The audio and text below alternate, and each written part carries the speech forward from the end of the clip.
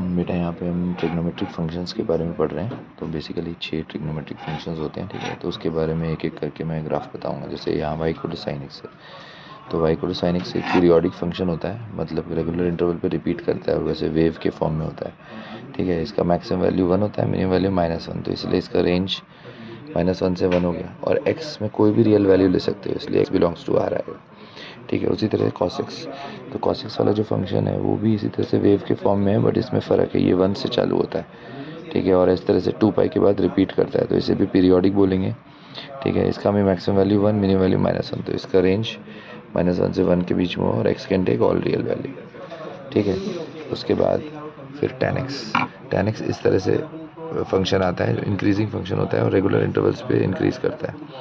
ये पीरियोडिक है, इसका पीरियड पाई है, और इसमें कभी भी, क्योंकि डिनोमिनेटर में cos x है, तो ऑड मल्टीपल ऑफ π/2 नहीं आ सकता, तो इससे मैंने r में से माइनस किया।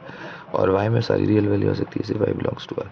फिर cot x एक डिक्रीजिंग फंक्शन होता है, ठीक है। डिक्रीजिंग फंक्शन में ये इस तरह से आएगा, और हर जगह डॉटेड लाइन, मतलब पाई, 2 पाई, 3 पाई, ये सब आउटसाइड द डोमेन है, क्योंकि वहाँ पे साइन एक्स 0 बनेगा, तो r माइनस n पाई होगा, ठीक है। और y can take all real values. फिर sec x में इस तरह से रहता है, 1 यू शेप में, फिर इधर नीचे, तो इधर भी क्या होगा, ऑड मल्टीपल ऑफ π/2 हमको हटाना पड़ेगा, क्योंकि डिनोमिनेटर में cos x आ रहा है। और इसका रेंज -3 से -1, 1 से इन्फिनिटी होगा, ओके।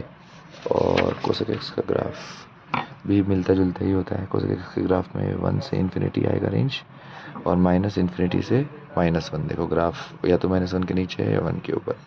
और कहीं पे भी इंटीजर मल्टीपल ऑफ पाई नहीं आता है, पाई, 2 पाई, 3 पाई, क्योंकि वहाँ पे साइन एक्स 0 बन जाता है। इसलिए डोमेन में क्या आएगा, r - n pi, where n is an integer, okay.